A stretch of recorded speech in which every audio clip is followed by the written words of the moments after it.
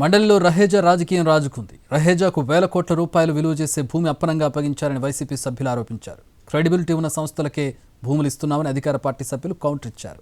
లేని వివాదాలు సృష్టించొద్దని ఫైర్ అయ్యారు. ఇప్పుడు నో కాస్ట్ కాఫ్ సిరప్ తో 60 రూపాయల విలువ గల ఇన్హేలర్ పూర్తిగా ఉచితం. దెబ్బకి దగ్గు జలుబు మాయం. Corp real estate private limited కి 27 ఏకర్స్ ఇచ్చారు అధ్యక్ష. 99% ఇచ్చాను మంత్రి గారే చెప్తున్నారు. చెప్పారుగా. అదే అధ్యక్ష 27 ఎకరాలు 5 కంపెనీల్లో అదే అధ్యక్ష ఆయన అడగొద్దంటున్నారు కదా.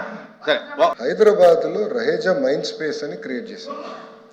దాంట్లో 97 ఎకరాలు ఆనాడు చంద్రబాబు నాయుడు గారు వాళ్ళకి కేటాయిస్తే 21 బిల్డింగ్, దాంట్లో 10 మిలియన్ స్క్వేర్ ఫీట్ వాళ్ళు కడతాం జరిగింది అధ్యక్ష.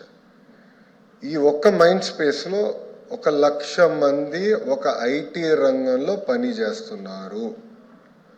వీళ్ళు ఇప్పుడు రహేజా కానివ్వండి, ఏఎన్ఎస్ఆర్ ఏం చేస్తారంటే, ఇప్పుడు ఒక company GCC global capability centre create చేయాలనుకుంటే ఆ గ్లోబల్ కేపబిలిటీ సెంటర్ కావాల్సిన బిల్డింగ్లు, భవనాలు కట్టి వాళ్ళకి అద్దెకిస్తాం జరుగుతుంది అధ్యక్ష. క్రెడిబిలిటీ ఉన్న కంపెనీ, బ్యాక్గ్రౌండ్ ఉన్న కంపెనీ తప్ప ఎవరు అయానా గయానా పోతే ఇచ్చేదానికి మేము సిద్ధంగా లేము అధ్యక్ష.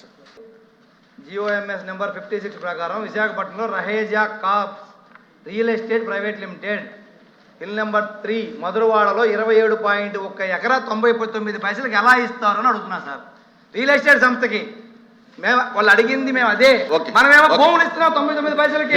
కానీ భూములు లేకుండానే ఉద్యోగాలు తెచ్చుకుని పక్క రాష్ట్రాలు ఆయన చెప్పారు తెలంగాణ, కర్ణాటక. రహేజా అనేది ఒక రియల్ ఎస్టేట్ వ్యవస్థ కాదు. రహేజా వాళ్ళు బిల్డింగ్లు కట్టిన తర్వాత ఆ బిల్డింగ్లో కూడా చాలా పరిశ్రమలు వచ్చాయి. ఆ పరిశ్రమల ద్వారా లక్షలాది మందికి ఉద్యోగాలు వచ్చాయని స్పష్టంగా చెప్పారు.